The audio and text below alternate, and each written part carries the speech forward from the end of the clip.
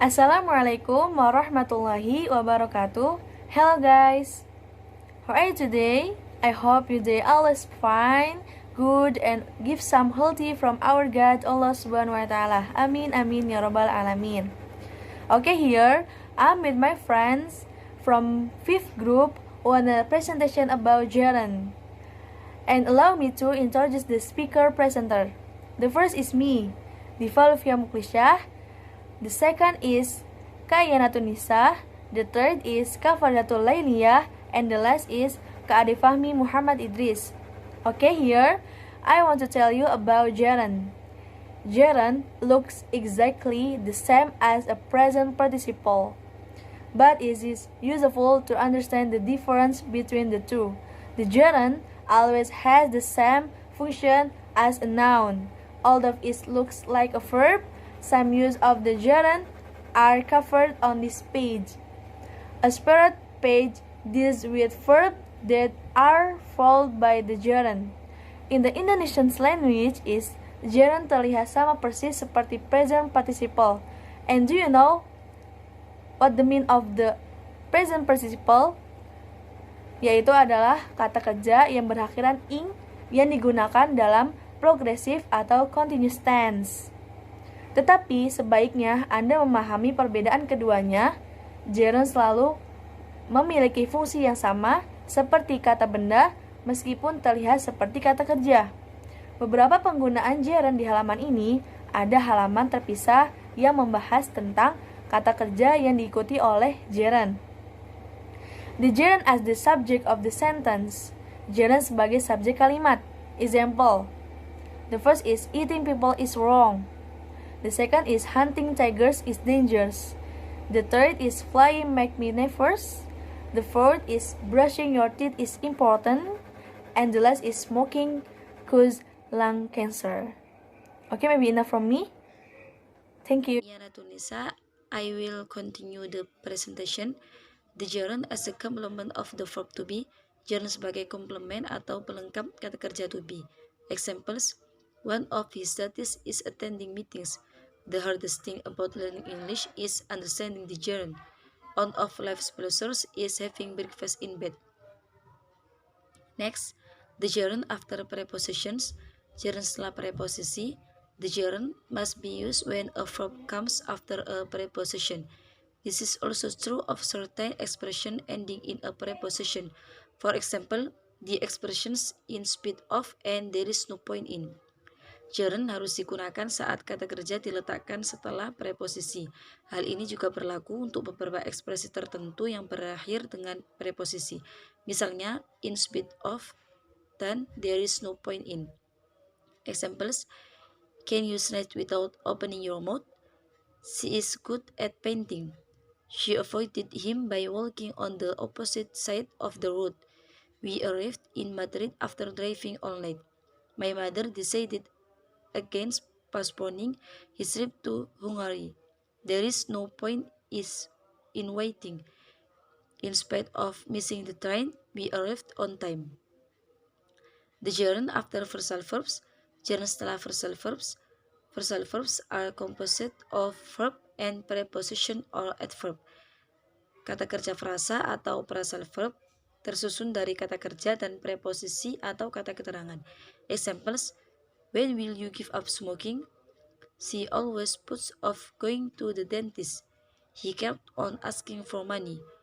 Jim ended up buying a new TV after his old one broke. I'm Fadilatul Lailiyah. I will continue the presentation. Next material. There are some phrasal verbs that include the word to as a preposition. For example, to look forward to take to be accustomed to get around to, and to be used to. It is important to recognize that the word to is a preposition in these cases because it must be followed by a gerund. It is not part of the infinitive form of the verb. You can check whether to is a preposition or part of the infinitive. If you can put the pronoun it after word to and from a meaningful sentence, then the word to is a preposition and must be followed by a gerund. Ada beberapa phrasal verbs yang menyertakan kata to sebagai preposisi, seperti to look forward to take to be accustomed to get around to, and to be used to. Kamu dapat memeriksa apakah to adalah preposisi atau bagian dari infinitif. Jika Anda dapat meletakkan kata ganti it setelah kata to dan membentuk kalimat yang bermakna, kata to adalah preposisi dan harus diikuti oleh gerund. Examples: I look forward to hearing from you soon, or I look forward to it. Saya berharap untuk mendengar dari kamu segera. I'm used to waiting for buses. I'm used to it. Aku sudah biasa menunggu bis. She didn't really take to studying English. She didn't really take to it. Dia tidak benar-benar belajar bahasa Inggris. Next, when will you get around to mowing the grass? When will you get around to it? Kapan kamu akan berkeliling untuk memotong rumput? Assalamualaikum warahmatullahi wabarakatuh.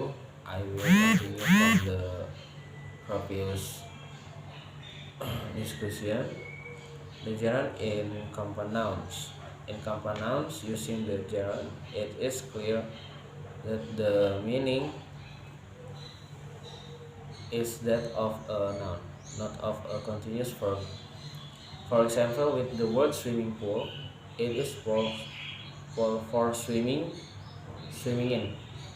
And it's not a pool that is swimming. Jadi di sini untuk kata benda majmuk yang menggunakan gerund sudah jelas bahwa artinya ini adalah kata benda, bukan lagi kata kerja yang continuous. Kata kerja yang continuous. Misalnya kata swimming pool di sini itu kolam untuk berenang, bukan lagi kolam yang sedang berenang gitu. Kan aneh gitu ya. Lanjut yaitu examples. I'm giving Sally a driving lesson. Yang kedua, they have a swimming pool in their backyard. Mereka memiliki kolam untuk berenang di belakang halaman gitu. Ketiga, I bought some new running shoes. Next, the gerund after some expression. The gerund is necessary after the expression, can have, can stand, to be word, and it's no use. Gerund harus digunakan setelah ekspresi can have, can stand, to be word, and it's no use. Examples. She could have fallen in love with him. I can't stand being stuck in traffic jams. It's no use trying to escape. It might be worth phoning the station to check the time of the train.